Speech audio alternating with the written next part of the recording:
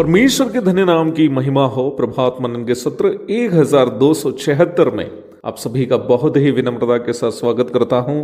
आइए आज का मनन के लिए हम पढ़ते हैं पहला तीमुथियुस अध्याय 1:19। और विश्वास और उस अच्छे विवेक को थामे रह, जिसे दूर करने के कारण कितनों का विश्वास रूपी जहाज डूब गया है। प्रत्येक मनुष्य 3 तत्वों का एक मिश्रण है। परमेश्वर ने मनुष्य की सृष्टि 3 तत्वों से की है, जो क्रमशः शरीर, प्राण एवं आत्मा है। उत्पत्ति 2:7, सभोपदेशक 12:7, पहला थिस्सलुनीके 5:23। मनुष्य का भौतिक शरीर उनको भौतिक संसार से संपर्क करने में मदद करता है। मनुष्य की आत्मा उन्हें परमेश्वर के संपर्क में रहने हेतु मदद करती है, और मनुष्य का प्राण उसके शरीर और आत्मा के बीच संपर्क करने में मदद करती है। 3 भागों में हम प्राण को बांट सकते हैं, जो क्रमशः मन, हृदय एवं विवेक है। मन मनुष्य का वो हिस्सा है जो उसके बौद्धिक क्षमताएं, ज्ञान, स्मरण क्षमताएं, इच्छाएं आदि का नियंत्रण करता है। वचन 103:2।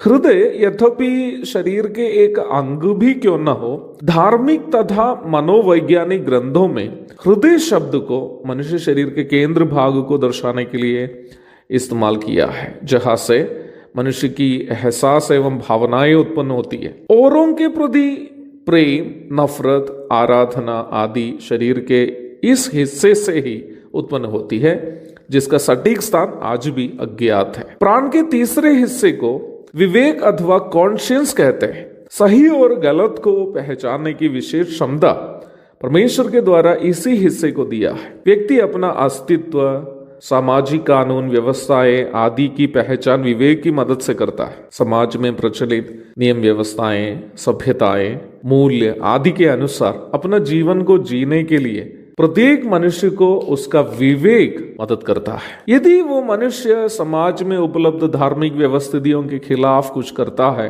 तो उसके विवेक उसके अंदर उसके विरोध में एहसास दिलाता है। यह एक सवाल उत्पन्न होने की संभावना है, क्या समाज में उपलब्ध हर एक व्यवस्थितियों के अनुसार हमें जीना जरूरी है, ताकि हमारा विवेक हमें न्याय ना करे? आपको ये मालूम हो कि परमेश्वर जब मनुष्य के अंदर विवेक की सृष्टि की थी, वर्तमान दुनिया में जो भी पापमय व्यवस्थितियां प्रचलित है वे सब नहीं थी। उस समय संसार में पाप प्रवेश भी नहीं किया था जब मनुष्य की सृष्टि परमेश्वर ने किया।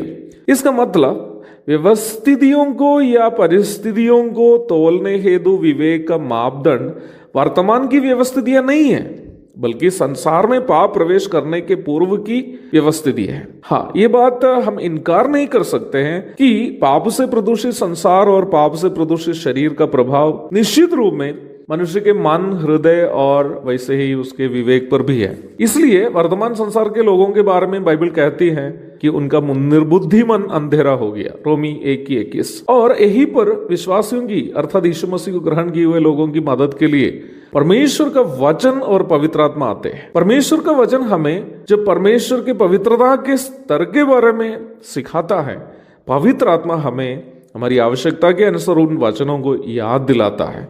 2 तीमुथियुस 3:16, यूहन्ना 16:13।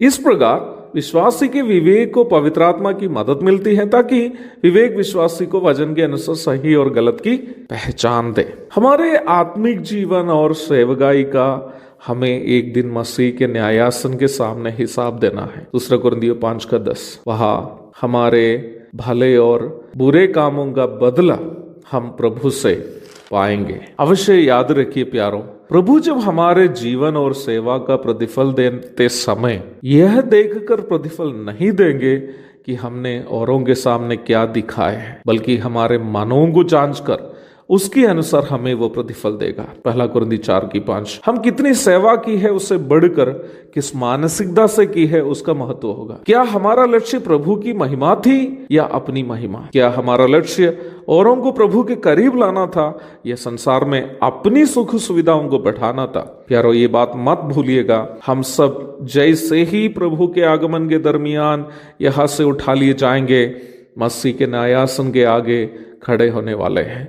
क्या हम वहां हियाव के साथ खड़े हो पाएंगे या लज्जा से सर झुकाकर खड़े रहेंगे? सोचना है। यदि हमें वहां मसीह के न्यायासन के सामने हियाव के साथ खड़े हो पाने, तो यहाँ अच्छे विवेक के साथ जीना जरूरी है। प्यारो, 2020 भी हमें छोड़कर विदा हो रहा है। एक और साल बीतने का मतलब है कि हम प्रभु के आगमन के एक और साल करीब हो गए हैं। मध्याकाश में तुरही की आवाज सुनाई देने में अब ज्यादा देर नहीं है प्यारो। दुनिया मसीही विरोधी का स्वागत करने के लिए तैयार हो रही है। चारों तरफ हम लड़ाई, अकाल, महामारियों की खबर सुनते रहते हैं। महासंकट काल दुनिया को निगलने में अब ज्यादा देर नहीं है। हमारा कूच का समय आ गया है प्यारो। हम प्रभु के न्यायासन के सामने हिसाब देने के लिए खड़े होने वाले हैं। रोमी अध्याय 14 पद 10 से 13 तक पढ़िएगा। 2020 के इस अंतिम दिन काश हम अपने आप को जांच पाते, काश हम अपनी कमी घटियों को पहचान कर उसे सुधार पाते।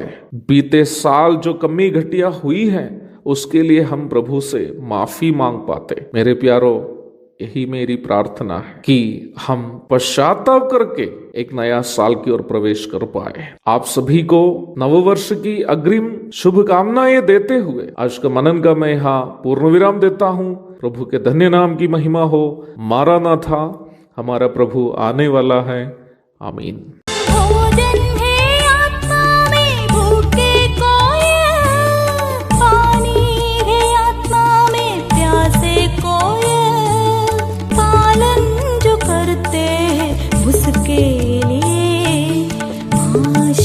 पाने का साधन है ये है वचन, प्यारा वचन, यीशु मसीह का प्यारा वचन।